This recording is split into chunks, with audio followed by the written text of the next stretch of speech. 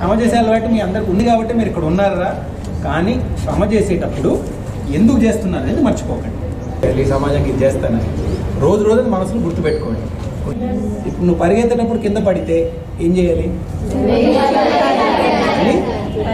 అలా చేసిన వాడికి ఇంకేమన్నా ఆపగలగదా? నేను ఎనీవన్ స్టాప్ యూ చెప్పండి. చుట్టూరు కొన్ని మంది వచ్చి నువ్వు అమ్మాయి నీతో అవ్వదు, నువ్వు సేఫ్ ఉద్యోగం తీసుకో, నువ్వు ఇక్కడ బ్యాంక్ ఉద్యోగం రాయి, నువ్వు ఇక్కడ చిన్న ఉద్యోగం తీసుకో, కిరాణా గుడ్డు పెట్టుకో, పెళ్లి చేసుకో, నీకు పెద్ద పదవులు ఎందుకు, నీతో ఎలా అవుతుంది, సిటీ వాళ్ళకే ఆ ఉద్యోగాలు, ఇంగ్లీష్ మాట్లాడడం రాదు నీకు, ఇవన్నీ మాట్లాడే వాళ్ళకి మనం ఏం చెప్తాం?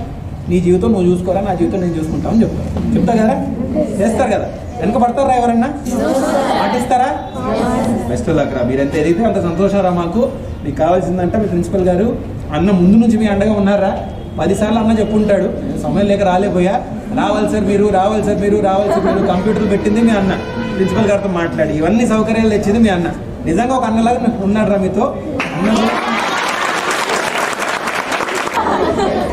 చూడండి బాగా ఎదగాలరా. మీ వయసులో ఒక మొక్కలాగరా మీరు. మొక్క నాటినప్పుడే దానికి నీళ్లు ఎరువిస్తే ఎదుగుతుంది. వయసు గడిచిన తర్వాత అది సన్నగా చెట్టు అయిన తర్వాత ఎంత వేసినా ఎదగదండి. మీ వయసు అలాంటిది. ఇప్పుడే మీరు చూసుకోవాల్సింది కొంచెం ఎక్సర్సైజ్, కొంచెం ఫుడ్, అవి కూడా ఇంపార్టెంట్. చదువుతో సహా మేనేజ్ చేసుకోండి. ఇంకేం కావాలా మనకి ఇక్కడ? Any other requirement? అంత బాగానే ఉందారా? ఇప్పుడు చెప్పకపోయినా మీ ప్రిన్సిపల్ గారు చెప్పండి, మళ్ళీ చూసి అందించాల్సిందిగా అందిస్తాం. ఓకే? మీరు మాకు ఇచ్చే మాట ఏంటి? అద్భుతంగా చదువుతారు, చిన్న ఆలోచన వద్దు, చిన్న ఆశలు వద్దు, అన్నిటికన్నా పెద్ద పోస్ట్, అన్నిటికన్నా పెద్ద ఉద్యోగం ఏం చేయగలరు, అదే మీ టార్గెట్, అదే మీ టార్గెట్. సరేనా? అందిన తర్వాత ఒక మాట ఇస్తున్నారు, వచ్చి ఒక 10 మందిని ఆదుకొని వెళ్తారని మాట ఇచ్చారు. గుర్తుపెట్టుకుంటారు కదరా?